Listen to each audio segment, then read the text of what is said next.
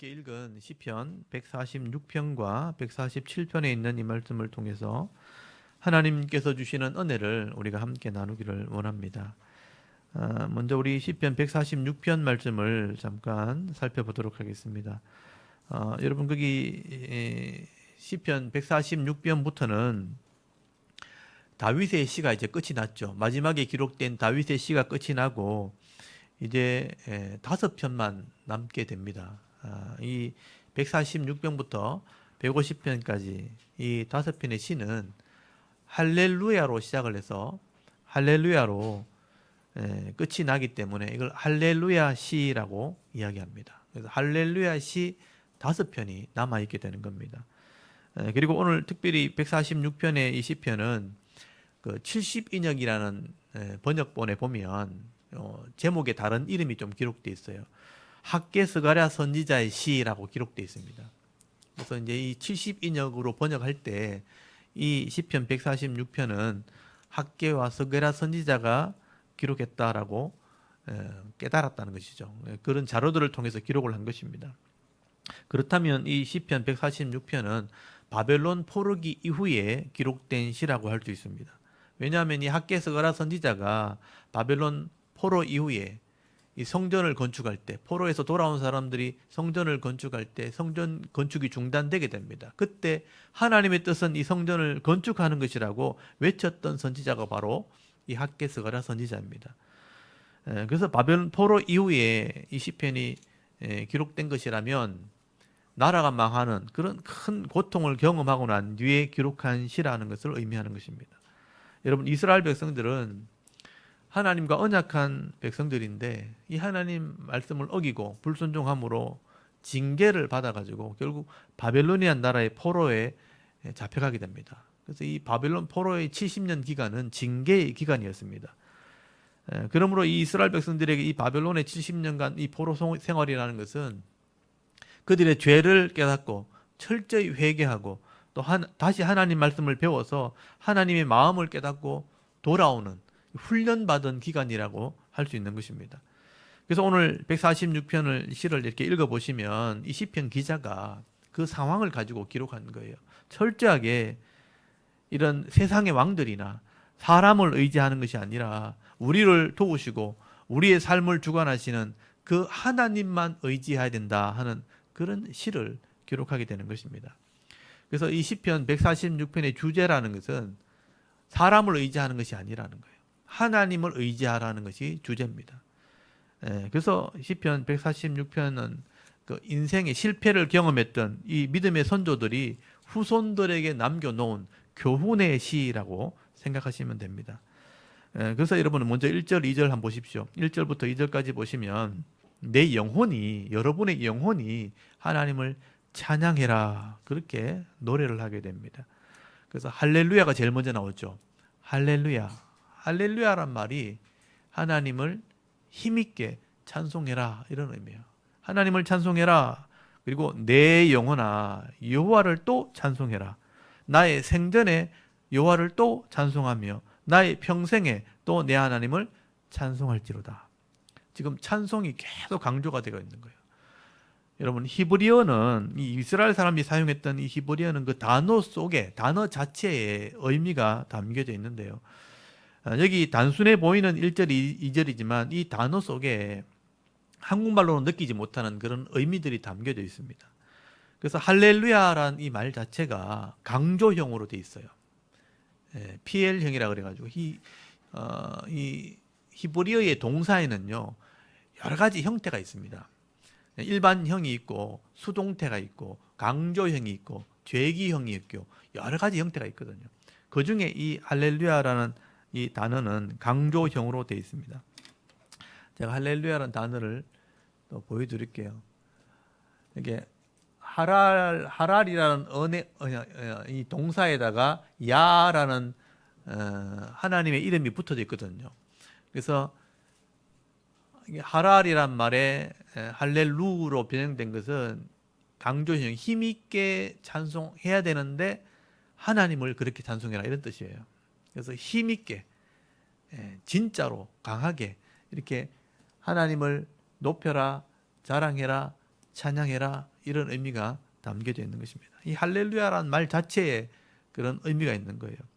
그런데다가 계속해서 지금 강조를 하고 있죠. 그래서 거기 보면 힘있게 하나님을 찬송하되 2절 말씀에 보면 찬양하며 또 찬송해라. 이 찬양한다는 말이 두 가지 단어가 사용되어 있는데 거기 보면 자마를 하는 게 있어요. 이 악기를 연주한다. 원래 이 자마를 하는 것은 여기 악기를 연주한다는 뜻이에요. 악기를 연주할 때 쓰이는 단어예요. 연주하면서 찬양하는 거. 그리고 하랄, 아까 말했던 하랄이란 말은 노래한다, 자랑한다, 높인다, 그런 의미가 있는 거예요. 그래서 하나님을 힘써 찬양하되 내 영혼이 하나님을 힘써 찬양하고 그리고 악기를 연주하면서 또 노래하면서 하나님을 찬양하고 힘있게 찬양해라. 계속 강조가 되어 있는 거예요. 그리고 생전에 그리고 평생에 살아있는 동안, 생전에란 말은 내가 살아있는 동안, 평생이란 말은 이 평생이라고 번역했지만 계속해서 끊임없이 이런 뜻이에요. 계속해서 끊임없이니까 내 입장에서는 평생인 거죠. 그래서 모든 시간 동안, 살아있는 동안 계속해서 이 하나님을 찬송해야 된다. 그렇게 노래하는 거예요. 그래서 1절, 2절을 좀 정리하면 정말 열정적으로 마음을 다해서 악기를 연주하며 힘있게 찬송하되 살아있는 동안 계속해서 끊임없이 하나님을 찬송해라. 이런 의미가 담겨져 있는 겁니다. 그러면 왜 이렇게 하나님을 그렇게 높여야 되고 하나님을 찬송해야 되는가? 이 시편 기자가 그 이유를 3절, 4절에 설명을 하는 거예요. 왜 이렇게 하나님을 찬송해야 되는가?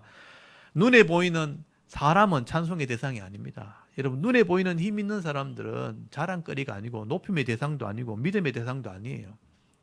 보이지 않는 하나님을 찬송해야 되는 거예요. 그래서 거기 3절 보십시오. 귀인들을 의지하지 말며, 이 귀인들이란 말은 이제 권력자, 방백들, 원래 방백들, 나라 일꾼들을 의미하는 거예요. 귀인들을 의지하지 말며 도울 힘이 없는 인생도 의지하지 말지니 그의 호흡이 끊어지면 흙으로 돌아가서 그 날에 그의 생각이 소멸하리로다라고 말씀을 합니다. 여러분, 이스라엘 백성들이요, 가나안 땅에 들어갔을 때 하나님이 주신 기업의 복을 받게 됩니다. 원래 땅도 없는 사람들인데, 유목민들인데 아브라함의 아들들이 돌아다니다가 약속을 통해서 그 땅을 받게 된 거잖아요. 이게 천국을 상징하거든요. 그 가나안 땅에 들어가서 땅을 얻게 되니까 여기서 물질이 나오고 많은 물질을 소유하게 되고 형편이 좋아지고 잘 살게 되니까 이제는 눈에 보이는 세상이 자꾸 이제 의지하게 되는 거예요. 보이지 않는 하나님보다는 보이는 사람들을 자꾸 의지하기 시작합니다. 사람들이 만들어 놓은 우상, 화려하게 생긴 우상들을 자꾸 의지하게 되고요. 세상에 힘 있는 사람을 따라다니기 시작합니다. 힘 있는 나라, 힘 있는 왕들, 그 나라들을 의지하다 결국은 타락하게 되고 결국 망하게 되고 바벨론에 포로 잡혀간 거예요. 그래서 바벨론에 가서 회개하고 깨닫고 돌아온 거예요. 잘못된 것을 회개하고 돌아보니까 너무 잘못된 거 알게 된 거죠. 그래서 돌아온 이 이스라엘 백성들은요, 이제는 사람을 의지하는 것이 아니고 세상을 의지하는 것이 아니고 하나님을 의지해야 된다는 걸 알게 된 겁니다. 세상을 의지하는 것이 얼마나 어리석다는 것도 알게 된 거죠. 그래서 귀인들, 이런 권력자들, 왕이나 방백들이나 인생들이 뭐냐면 벤 아담, 그러니까 사람의 아들 이렇게 돼 있거든요. 사람의 아들들을 의지하지 말라 그렇게 말하는 거예요. 왜냐하면 이런 왕들이나 그런 사람들도 아무리 능력을 가진 사람이라도 똑같은 사람들입니다. 여러분, 왕들도 자기 살기 바쁘고요. 권력자들도, 공직에 있는 사람들도 힘이 있어도 자기 살 일 바빠요, 사실은요.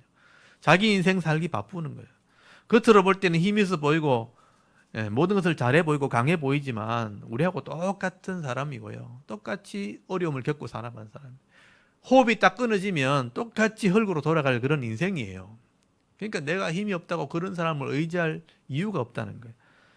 여러분, 세상에 권력을 가진 사람들, 정치인들이잖아요. 그러니까 이 조직을 생길 때 아무나 남을 죽이거나 폭력을 행하면 안 되니까 이 폭력을 행할 수 있는 권한을 국가에게 준 거예요. 국가가 그걸 관리할 때 아무나 폭력을 행하지 못하도록. 그래서 국가의 공권력이 있는 거예요. 그래서 압수수색을 하고 포송줄을 묶어서 잡아가 두는 그 권력이 국가에게 있는 겁니다.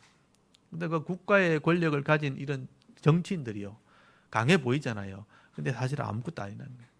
또 이 세상의 권력이 돈이잖아요. 돈. 그 기업을 경영하는 기업의 총수들, 이런 사람들이 돈과 힘을 가지고 있잖아요. 근데 그게 영원한 게 아니라는 거예요. 그 기간 동안 주어진 거고 기회가 주어질 때 주어지는 거예요. 그래서 그런 권력을 가졌다고 정치인이 되었다고 법관이 되었다고 기업의 총수나 아니면 대기업의 사장이 되었다고 그게 다가 아니라는 거예요. 여러분, 온 나라를 뒤집어 엎고 총칼로 백성을 다스리던 그런 권력자들도, 엄청난 부와 영화를 누리던 이 재벌 총수도 숨이 딱 끊어지면요 똑같아요. 아무것도 아니에요. 그냥 다 내려놓고 흙으로 돌아가는 겁니다. 우리 시대에 부자였던 사람 지금 다 돌아가셨어요. 다 흙으로 돌아간 겁니다. 아무것도 못 가져가는 거예요. 숨이 끊어지는 순간 우리가 똑같은 인간이 되는 겁니다. 여러분, 이 시편 기자는요, 우리가 진짜 우리가 믿고 의지할 분이 누구냐? 우리 생명을 주신 분, 우리에게 생명을 주실 뿐 아니라 우리 삶을 주관하시고 진짜 도움이 되어줄 수 있는 그런 힘을 가지고 있는 하나님을 의지해라, 그렇게 노래하는 것입니다. 우리 신앙에 대한 얘기죠. 여러분, 5절 한번 보십시오. 야곱의 하나님을 자기 도움으로 삼으며 여호와 자기 하나님에게 자기 소망을 두는 자가 복이도다. 소망을 주는 자는 복이도다. 시편 기자가 오늘 얘기한 핵심입니다. 야곱의 하나님이라고 되어 있죠. 야곱의 하나님이 뭐냐 하면 언약의 하나님이에요. 아브라함과 언약했던 언약이 이삭에게 언약했던 것이 야곱에게, 그 야곱에게 언약했던 것이 이스라엘에게 넘어간 거예요. 그 야곱의 다른 이름이 이스라엘이에요. 야곱의 하나님 여호와, 하나님의 이름이 여호와죠. 그래서 여호와 이름을 제가 계속 보여드렸죠. 이게 여호와, 야곱과 언약했던 하나님이에요. 여호와 하나님. 야곱과 이 여호와 하나님이 언약을 했기 때문에 야곱의 하나님이 되신 거예요. 이 야곱의 하나님, 언약했던 이 하나님은요, 야곱이 태어나기 전부터 엄마 뱃속에 있을 때 큰 자가, 에서가 작은 자 야곱을 섬기게 될 거다. 야곱에게 뱃속에서 있을 때부터 하나님이 복을 약속했던 분이에요. 태어나기 전부터 하나님이 야곱을 아셨다는 거예요. 여러분, 우리가 태어나기도 전에 우리 인생을 다 알고 계신 하나님이에요. 어떤 복을 받게 될지도 알고 계신 하나님. 그 하나님이 우리를 계획하셨고 우리를 인도하신다는 거죠. 그래서 그 하나님을 의지하는 자, 그 하나님을 내 하나님으로 섬기는 자가 복을 받는 거예요. 여러분, 6절 한번 보십시오. 여호와는 어떤 분이에요? 천지, 하늘과 땅, 바다와 그 중에 만물을 지으시며 영원히 진실함을 지키시는 분이다. 그렇게 표현을 해놨죠. 천지, 하늘과 땅과 바다 하면 이 땅의 모든 거예요, 사실은요. 그 안에 있는 모든 것, 이 땅의 천지 만물이잖아요. 이것을 만드신 분이 하나님이에요. 그리고 영원히 진실함을 지키신다. 여기 진실함을 지킨다고 되어 있는데, 진실함이 뭐냐면 진리, 변하지 않는 것이란 뜻이에요. 결국 하나님 말씀을 얘기하는 거예요. 여호와 하나님은 창조주가 되시고요, 진실함으로, 이 변하지 않는 것으로 이 땅을 다스리시는 분이에요. 하나님의 말씀으로 이 땅을 지키시는 분이라, 그 말씀을 지키는 자들에게 복을 주시고 은혜를 베풀어 주시는 하나님이라는 거예요. 여러분, 그 하나님을 우리가 믿는 것이죠. 그 하나님을 나의 하나님으로 믿고 그 하나님께 소망을 두는 사람, 이런 사람들이 결국 말씀에 있는 복을 받게 된다라고 말씀을 하고 있는 것입니다. 여러분, 이건 역사를 좀 살펴보고 성경을 조금만 살펴보면 이 야곱의 하나님께서 하나님을 믿고 의지하는 자들에게 어떤 복을 주셨는지 우리가 확인할 수 있어요. 여러분, 그건 정도는 확인해야 되는 거죠. 그게 우리의 믿음인 겁니다. 그래서 이 시편 기자는요, 하나님께서 자기를 의지하는 자들에게 어떤 복을 주셨는지를 노래하게 되는 겁니다. 여러분, 7절부터가 하나님 주신 복이에요. 억눌린 사람, 억압된 사람, 강한 권력 있는 자에게 눌린 사람들을 위해 정의로 재판하시는 분이에요. 줄인 자, 가난한 자에게 먹을 것을 주시는 이시로다. 여호와께서는 갇힌 자들에게 자유를 주시는도다. 하나님이 그런 복을 주신다는 거예요. 하나님을 믿는 자들이요, 세상의 악한 자들 때문에 때로는 고난을 당하기도 하고 빼앗기기도 하고 꼼짝달싹 못하게 매여 있기도 하지만 하나님께서 그걸 다 알고 계시고 결국은 풀어주시는 분이에요. 그들에게 소망을 주시는 거예요. 그래서 이 악함으로 어려움 당하는 사람들에게는 공의로 하나님 재판하시고요, 배고프고 가난한 자들에게는 양식을 주시기도 하고 갇힌 자에게는 자유를 주신다는 겁니다. 8절에 보시면요, 소경들, 보지 못하는 자를 눈을 뜨게 한다. 영적인 눈을 열어준다는 거예요. 비굴한 자, 낙심한 자예요. 낙심한 자. 잘 안 되니까 낙심했는 사람들에게 힘을 주시고 일으켜 주시는 분입니다. 또 의롭게 바르게 살려고 하는 사람, 의인들에게는 사랑을 베풀어 주시는 분이에요. 여러분 9절 한번 보십시오. 나그네나 고아와 과부, 이 세상에 도울 힘이 없는 사람들도 하나님을 의지하게 되면요, 하나님께서 사람들을 통해서 그들을 붙들어 준다는 거예요. 그리고 악인들의 길은 하나님 꺾어버린다. 거기 보시면 악인들의 길을 굽게 한다고 되어 있는데 이건 꺾어버린다. 악인들의 길은 하나님이 심판하신다. 오래 가지 못한다는 겁니다. 이렇게 시편 기자는요, 하나님께서 자기를 하나님으로 믿고 의지하는 자들에게는요, 영적인 복도 주시고 육적인 복으로 채워주신다는 것을 노래하는 것입니다. 그래서 이것은요, 성경을 보고 역사를 보면 우리가 확인할 수 있는 거예요. 그래서 인생 중에 하나님을 만났고 하나님을 체험한 사람들이라면 이 하나님을 찬송하고 노래할 수밖에 없는 것입니다. 그래서 여러분 10절 마지막 절 한번 보십시오. 거기 10절에 보시면 시오나 그러죠. 시오나. 이건 성도들에게 하는 말이에요.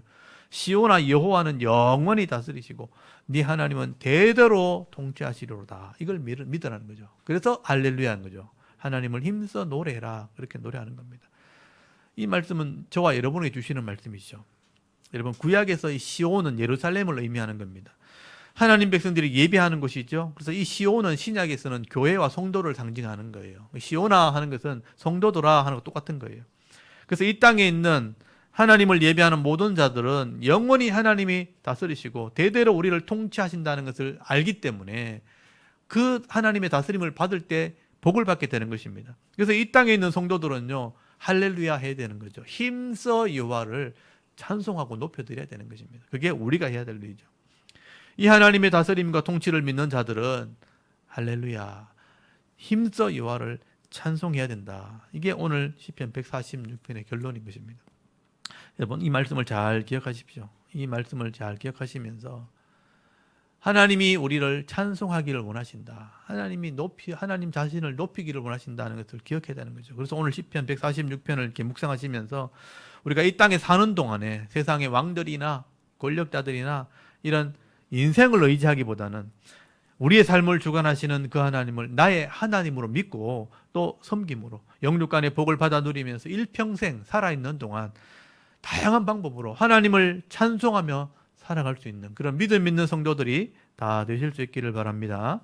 아멘. 그리고 여러분 147편 한번 보십시오. 이 147편도 잠깐만 좀 살펴보도록 하겠습니다. 여러분 147편도 할렐루야로 시작했다가 할렐루야로 끝이 납니다. 이걸 할렐루야 시라 그래요. 이 147편은 정말 말 그대로 찬양을 위한 시입니다. 하나님의 은혜를 입은 성도들이 하나님을 찬송하는 것은 마땅하다. 그렇게 노래를 하는 거예요. 그래서 1절 한번 보시면요. 할렐루야, 힘써 여호와를 찬양해라. 우리 하나님을 찬양하는 일이 선함이요. 선함이란 말이 나오면 토부라는 말이 더 좋다 이런 뜻이에요. 찬송하는 일이 아름답고 마땅하도다. 이게 주제예요. 하나님을 찬송하는 것은 선한 거고 그렇게 찬송하는 것은 당연한 거다. 마땅한 것이다. 라고 시작을 하는 거예요. 할렐루야, 아까 나왔죠.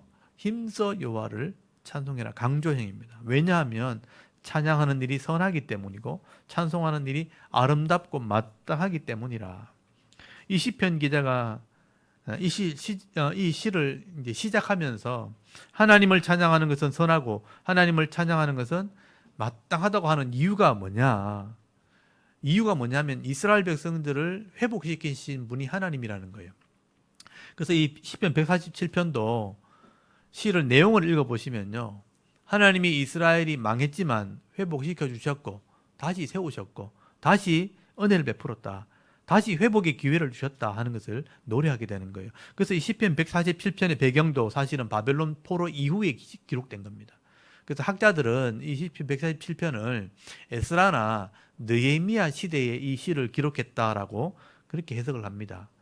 그래서 2절을 한번 보십시오. 2절에 보면 여호와께서 예루살렘을 세우시며 이스라엘의 흩어진 자를 모으시며 상심한 자를 고치시며 그들의 상처를 싸매시는도다 라고 말씀을 하게 되죠. 이 배경 때문에 그래요. 예루살렘을 다시 세운다는 뜻이에요. 흩어진 자, 포로된 자를 다시 모은다. 그리고 상심한 자, 상처를 입은 사람, 마음이 깨진 사람 이런 뜻이에요.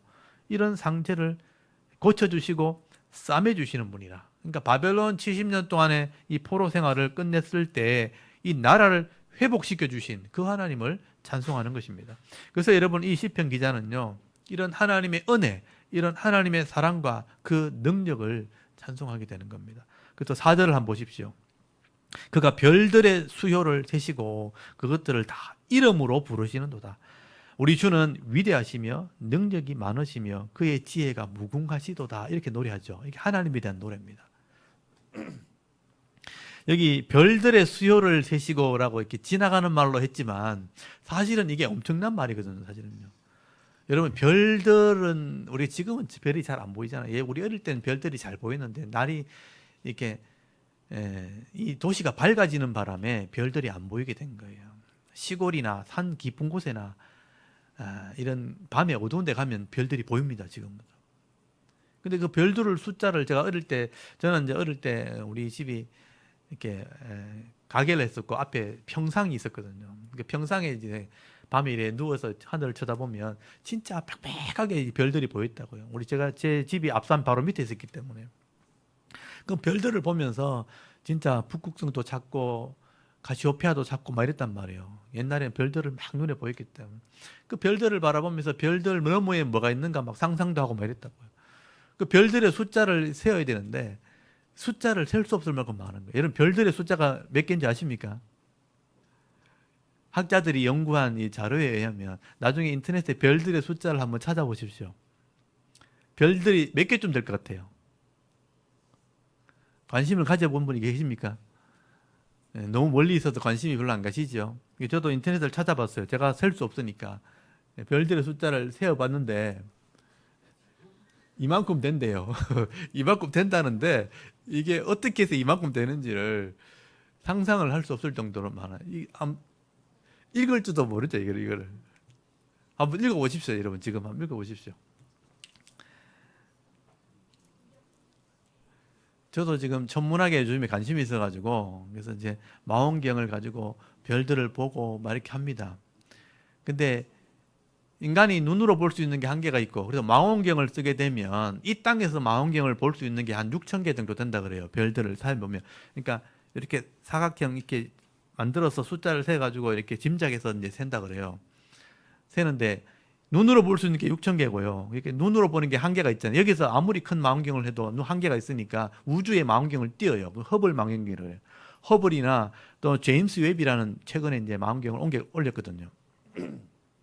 그걸로 보게 되면 한 천억 개 정도를 볼 수 있다. 우리 태양계가 있고 은하계가 있는데 우리 태양계 밖에 은하계까지 숫자를 세면 천억 개 정도를 세울 수 있다 그래요. 근데 그런 은하계가 나중에 은하계 자체가 점으로 별로 보이는데 그게 2조 개 정도 된대요. 2조 개. 그래서 볼 수 있는 천억 개에다가 2조 개를 곱하면 이런 숫자가 나오는 거예요.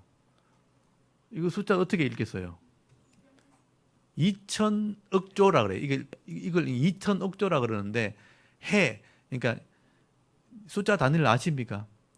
1,100 1,110만 100만 1,000만 1억 조 경 해까지 가거든요. 이게 2,000해래요. 이게 2,000해.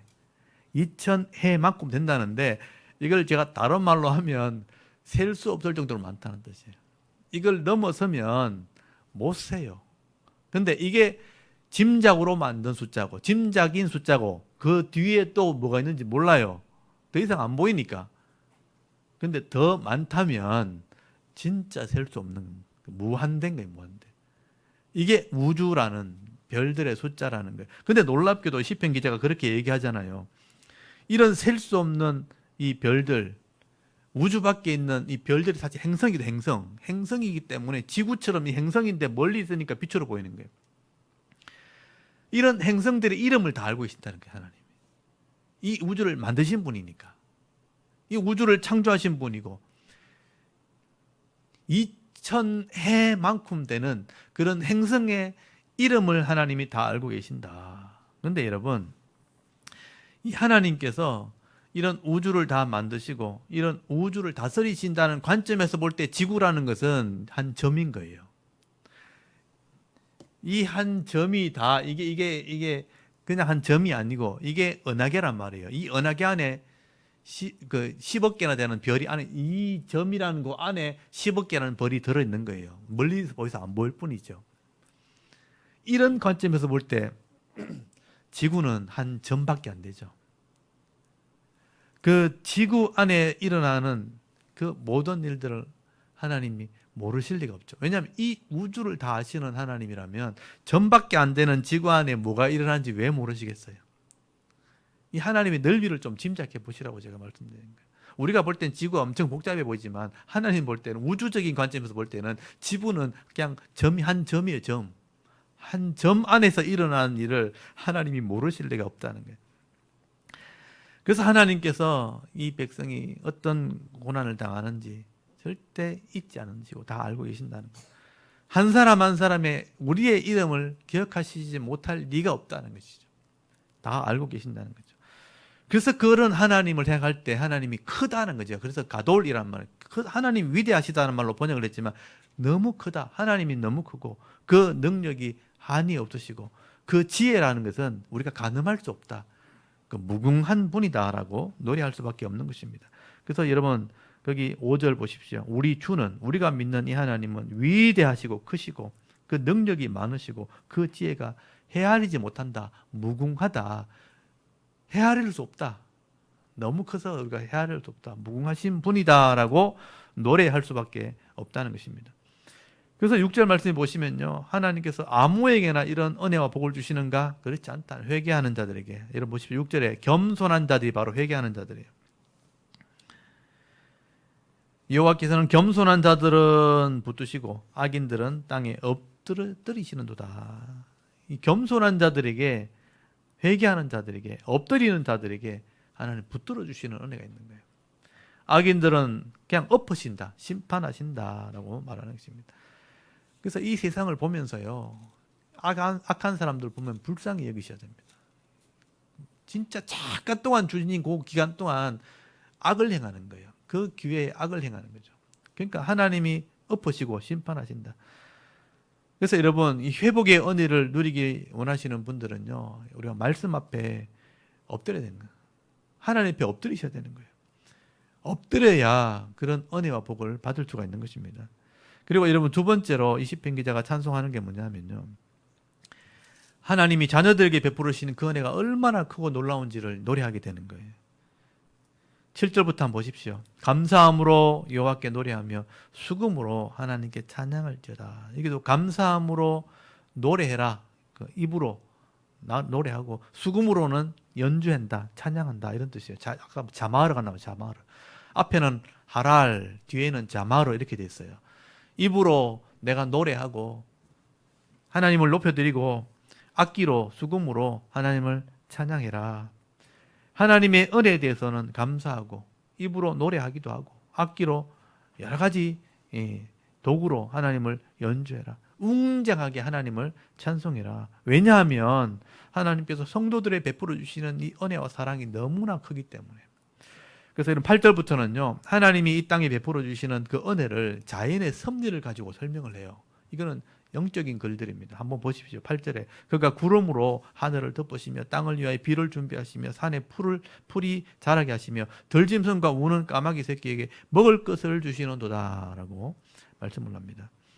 이 땅에 이 자연들이 그냥 돌아가는 것 같지만 절대로 그냥 돌아가는 게 아니에요. 지구가 이렇게 자전을 하고, 이 자전하면서 공전을 하고, 또 이 공전하는 주기를 따라서 계절이 바뀌면서 때로는 비가 오고 눈이 오고 이렇게 돌아가는 이 자연들이 그냥 돌아가는 게 아니라는 거예요. 철마다 철새들이 날아다니고 양식을 찾아다니고 할 때 하나님이 태양을 비춰가지고 식물을 자라게 하고, 그걸로 양식이 되게 하고, 비가 이렇게 옴을 통해서 그게 자라게 하셔서 먹게 하시고, 이게 하나님의 섭리라는 거죠. 하나님이 그냥 이렇게 하는 게 아니고 하나님이 은혜를 베풀어 주는 거예요. 구름을 덮어서 비를 주시고 대지의 풀이 자라고 그것을 들짐승이 먹고 양식이 되어서 살아가게 하는 거죠. 날아가는 까마귀 그 새끼까지도 먹이시는 분이 하나님 백성이에요. 이걸 자연을 통해서 설명하는 거죠. 이 자연을 이렇게 다스리시는 분이 자기 형상을 따라 닮은 우리를 창조하신 이 사람을 그냥 두시겠느냐는 거죠. 그 사람들을 살아가는 섭리 속에 하나하나 간섭하시면서 살아갈 수 있도록, 이왕이면 은혜 받을 수 있도록, 덕을 입을 수 있도록 하나님이 우리를 다스리신다는 거죠. 그래서 여러분, 이렇게 살아가는 동안 아무에게나 이런 은혜를 베푸는 게 아니에요. 은혜를 사모하는 자들에게 하나님 은혜 베풀어 주신다. 여러분 10절 한번 보십시오. 여호와는 말에 힘이 세다 하여 기뻐하지 아니하시며 사람의 다리가 억세다 하여 기뻐하지 아니하시고, 또 어떤 사람을 기뻐하시는가? 여호와는 자기를 경외하는 자들, 그리고 그의 인자심을 바라는 자들을 기뻐하시는도다. 여기 경외하는 자들과 바라는 자들이란 말이 나오죠. 하나님을 경외한다, 하나님을 예배한다, 두려워한다, 이런 의미예요. 믿으니까 두려워하겠죠. 하나님을 믿고 두려워하는 사람들, 그 인자심, 그 사랑을 기대하는, 사모한다, 바란다는 것은 기대한다, 소망한다, 사모한다, 그런 사람들을 하나님 기뻐하시고 그런 사람에게 은혜 베풀어 주신다는 거죠. 여러분, 이렇게 하나님께서 이스라엘 백성들이 바벨론에 포로 잡혀갔을 때 그 중에 자신의 죄를 깨닫고 겸손히 엎드려 회개하는 자들을 하나님 기억하셨다. 그들을 하나님을 경외하고 하나님을 예배하고 그 인자심을 사모하는 자들에게 이런 은혜와 복을 주셔가지고 상한 마음을 고쳐주시고 치료해주시고 상처를 싸매주시고 고국으로 돌아오게 하셔서 은혜를 베풀었다는 거예요. 그걸 지금 노래하는 거예요. 그래서 12절부터는요, 이 하나님의 은혜로 돌아온 이 예루살렘이 하나님을 찬송하게 될 것을 말씀하게 되는 거예요. 여러분 12절 한번 보십시오. 예루살렘아, 뒤에 시온아 아래 나오죠. 예루살렘아 여호와를 찬양할지어다. 시온아 네 하나님을 찬송할지어다. 그가 네 문빗장을 견고히 지키시고, 문빗장을 지킨다는 게 안전하게 한다는 뜻이에요. 문빗장을 지키시고 견고히 하시고 네 가운데 있는 너의 자녀들에게 복을 주셨으며 네 경내에, 네 구역 안에 평안하게 하시고 아름다운 밀로 너를 배불리시며 라고 말씀하죠. 하나님께서 예루살렘을 회복시키시고 그 성을 견고하게 지키시고 그 마음에 평안을 주시고 육신의 양식을 주심으로 풍성한 복을 회복시켜 주셨다는 것을 노래하는 것입니다. 근데 여러분, 중요한 것은요, 이렇게 회복시켜 주신 이유가 뭐냐면 여기 15절부터 나오는 마지막 절까지 내용이에요. 이렇기 때문에 이런 복을 받은 겁니다. 여기서 중요한 게 여기 있는 거예요. 하나님께서 이스라엘의 죄를 속하시고 회복시켜 주신 가장 큰 이유는 그들이 하나님 말씀으로 돌아왔기 때문이에요. 말씀으로 회복했기 때문에. 여러분 15절부터 보시면요, 이 중요한 말씀이 기록되어 있습니다. 그의 명령을 땅에 보내시니 그의 말씀이 속히 달리는도다. 그렇게 말씀하죠. 그의 명령을 땅에 보내시니까 그의 말씀이 막 달렸다. 속히 달렸다. 여기 속히 달렸다는 표현이 뭐냐면 우리에게 막 빨리 달려왔다 이런 뜻인데, 이걸 조금 다른 식으로 번역하면 빨리 알려졌다, 퍼졌다, 많은 사람이 알게 됐다 이런 뜻이에요. 이런 하나님 말씀을 보내가지고 그들을 하나님 말씀을 속히 알 수 있도록 하나님께서 은혜를 베풀었다는 거죠. 하나님 명령이 우리들에게 달려왔다. 그리고 알려졌다. 여러분, 하나님께서 이스라엘 백성들을 바벨론 포로에서 돌아오게 하신 것은 뭐냐면 하나님 말씀으로 다시 언약했기 때문이에요. 여러분, 바벨론 포로 이후에 에스라와 느헤미야가 했던 일을 보면 그걸 알 수 있어요. 하나님 말씀을 가르치고 그 말씀으로 언약을 하고 그 말씀으로 살기로 계약을 할 때 하나님 돌아오게 하신 것입니다. 그래서 여러분, 시편 기자는요, 세상의 어떤 방법으로도 인간의 이 죄 문제를 해결할 수 없고 또 세상의 재앙의 문제를 해결할 수 없지만 하나님의 약속의 말씀으로 돌아오게 되면 하나님의 관계가 회복된다는 것을 말씀하게 되는 거예요. 여러분 16절부터 한번 보십시오. 눈을, 비유로 설명하는 거예요. 눈을 양털같이 내리시며 서리를 재같이 흩으시며 우박을 떡 부스러기같이 뿌리시나니 누가 능히 그의 추위를 감당하리요. 그렇게 말씀하죠. 여기 나오는 눈이나 설이나 우박, 이게 다 재앙을 상징하는 거예요. 농사를 짓는 사람들에게 눈이 덮이다든지 설이는 소리 없이 내리거든. 아침에 소리 없이 나와서 모든 농작물 다 얼려버리는 거예요. 우박은 갖다 때리는 거죠. 다 떨어뜨리고 깨어뜨리고 망가뜨리는 거예요. 이런 눈이 내리거나 서리가 내리거나 우박이 내리면 하나님의 재앙이 많은 거죠. 누가 이 재앙을 피할 수 있겠는가? 여러분, 눈이 이 땅을 다 덮어버리면 그 눈을 누가 피하겠어요? 얼마 전에도 눈이 엄청 왔죠. 눈이 올 때 그 눈을 누가 피할 수 있겠어요? 차도 못 다니고 걸어 다니는 사람도 너무 힘들고 눈이 덮어버리면 그걸 어떻게 감당하겠어요? 서리가 온 땅에 내리는 걸 막을 수 있나요? 이런 농작물을 보호한다고 서리를 막을 수 있나요? 막을 수 없습니다. 우박이 내리치면 그거 어떻게 막겠어요? 그런 재앙을 어떻게 피할 수 있을까요? 근데 하나님의 말씀이 있을 때 그걸 피할 수 있다는 거죠. 세상의 어떤 방법이나 인간의 노력도 안 되지만 하나님 말씀을 순종하는 자들에게 이 문제를 해결할 수 있는 은혜가 있다는 거죠. 이런 18절을 우리 줄을 쳐놓으십시오. 그의 말씀을 보냈다고 돼 있잖아요. 그의 말씀을 보내서 그것들을 녹이시고 바람을 불게 하신 즉 물이 흐르는도다. 그가 그의 말씀을 야곱에게 보이시며 그의 율례와 규례를 이스라엘에게 보이시는도다. 그렇게 해서 하나님이 그들을 구원했다는 거예요. 하나님께서 자기 백성들에게 이 말씀을 보냈다. 그래서 이 재앙들을 다 녹여버렸다. 그렇게 말씀하는 거예요. 하나님의 약속의 말씀을 순종할 때 그 말씀에 기록되어진 복을 받게 되어지는 것입니다. 그래서 이 말씀, 이 하나님의 말씀을 야곱에게 보냈다고 되어 있고 그 율례와 규례, 이 레위기 말씀이죠. 율례와 규례를 이스라엘에게 보내셨다. 그리고 그 말씀을 알아듣고 언약하게 될 때 회복시켜 주시고 은혜를 베풀어 주신 것입니다. 이게 이스라엘 역사입니다. 그래서 여러분 세상의 어느 민족도 이 하나님 말씀 없이는요 이런 복을 받을 수 없다는 거예요. 그래서 마지막 말씀에 보시면요 20절에 그 어느 민족에게도 이와 같이 행하지 않았다는 거예요. 왜냐하면 말씀이 없으니까. 그 어느 민족도 이렇게 은혜를 누릴 수 없었다. 그들은 그의 법도를 알지 못했다는 거예요. 근데 너희들은 이 말씀을 알았으니까 그래서 할렐루야 하라는 거예요. 그 하나님을 찬송해라. 이스라엘 백성이 왜 회복되었는가? 말씀이 그들에게 달려갔기 때문이다. 그 말씀을 주었기 때문이다. 이렇게 노래하는 거예요. 이걸 읽어보면 이해가 되잖아요. 그래서 하나님이 그들을 고치셨다. 2절 3절 다시 한번 보세요. 여호와께서 예루살렘을 다시 세웠다는 거, 세우시며 이스라엘에게 흩어진 자를 모으시고 상심한 자들 고치시고 그들의 상처를 싸매시는도다. 왜? 말씀으로 돌아왔으니까 이렇게 되는 거예요. 여러분도 이 땅에서 고통을 당할 수 있죠. 흩어지고 망할 수 있죠. 근데 말씀으로 돌아오면 상처를 싸매주시고 우리를 고치시는 분이 하나님이시라. 그 어느 민족도 할 수 없지만 하나님 백성은 할 수 있다. 그렇게 노래하는 것입니다. 하나님 말씀 없이는 그 누구도 이렇게 할 수 없어요. 근데 말씀으로 언약하는 사람들은 이런 복을 받게 되는 것입니다. 그래서 하나님께서 오늘 우리에게도 66권의 성경을 주신 거예요. 이 하나님 말씀을 기록해서 우리에게 주신 것입니다. 그래서 66권의 말씀을 우리가 읽고 듣고 배워야 되는 거예요. 알아야 되는 거예요. 다 알면 되는데 우리 평생을 공부해도 혼자는 이걸 못 배운다는 거예요. 안타까운 일이죠. 그렇지만 알면 알 수 있는 겁니다. 제가 다 알아보니까 그렇게 어렵지 않더라 하는 제 깨달음이 있으니까 설명을 제가 자꾸 드리는 거예요. 이걸 알아야 신앙생활 할 수 있습니다. 바로 할 수 있습니다. 바로 해야 바른 은혜를 받는 거죠. 시간은 자꾸 가는데 세상의 지식으로 살아갈 수 없잖아요. 그래서 말씀을 잘 배우셔야 되죠. 수고하고 무거운 짐진 자들아 다 짐을 지고 있잖아요. 다 내게 오라. 내가 너희를 쉬게 하리라. 나는 마음이 온유하고 겸손하니 내게 와서 배우라 하는 거죠. 이 말씀을 배우라.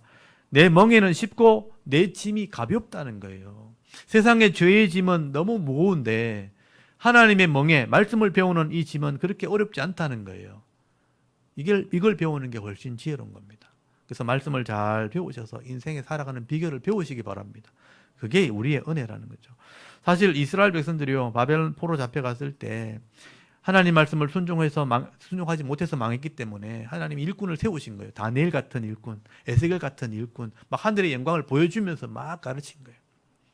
그래서 다니엘도 하나님 영광을 받고 에스겔도 하나님 영광을 봤어요. 수요일 날 제가 설교하고 있거든요. 그런 사람들을 통해서 말씀을 가르친 거예요. 에스라 같은 학자의 에스라, 율법에 능한 자를 하나님 세우신 거예요. 느헤미야 같은 정직한 사람, 신실한 일꾼들을 하나님 세워가지고 그 하나님 말씀을 가르친 거예요. 회당을 지어가지고 곳곳마다 지역마다 회당을 지어놓고 그 바벨론에서 하나님 말씀을 열심히 가르쳤다는 거예요. 그래서 그 말씀으로 회개하고 이 은혜를 사모하고 하나님께 이렇게 돌아오기를 사모하게 될 때 그런 사람들을 하나님께서 고쳐주시고 싸매주시고 예루살렘 돌아오게 하시고 평안의 복을 주시고 풍성한 기업을 회복할 수 있도록 은혜를 베풀어 주신 것입니다. 그래서 지금도 여러분 이스라엘이 지금 강국이 되어 있잖아요. 그 회복된 이스라엘이 지금도 세상을 좌지우지하는 세계 강국으로 지금 쓰임받고 있잖아요. 눈으로 보고 있잖아요. 오늘 저와 여러분이 그런 은혜가 있다는 것이죠. 하나님께서는 여전히 오늘 우리에게 말씀하시는 거죠. 세상의 방법으로 사람의 노력으로는 안 되지만 하나님의 언약의 말씀을 깨달아 믿음으로 순종한다면 우리 영혼이 잘 되고 삶의 지혜를 누릴 수 있고 마음의 기쁨을 누릴 수 있고 내 눈을 열어주신다. 그렇게 말씀하는 것입니다. 말씀대로 순종할 때 영혼이 잘 되고 범사가 잘 되고 강건케 되는 복을 누리게 하신다라고 말씀하고 있는 것입니다. 오늘 시편 146편, 147편 의미를 모르고 읽으면 이해가 되지 않죠. 근데 제가 설명을 들었던 걸 잘 묵상하시면서 읽어보시면 보일 겁니다. 내 백성은 하나님의 은혜를 누릴 방법이 있다는 거예요. 그 은혜를 누린 사람은 할렐루야 하라는 겁니다. 하나님을 찬송해라. 여러분 오늘도 이 하나님 말씀에 귀를 기울이시고 이 말씀을 묵상하고 깨달아 순종할 때 이 땅에 있는 동안 물된 동산 같은 이 풍성한 복을 받아 누리시면서 늘 감사하고 찬송하는 삶을 살아갈 수 있는 저와 여러분의 이런 영적인 삶의 모습이 되실 수 있기를 주의 이름으로 축원합니다. 아멘. 우리 잠깐 기도드리겠습니다. 하나님 오늘도 우리가 하나님의 변화와 예배하게 하시고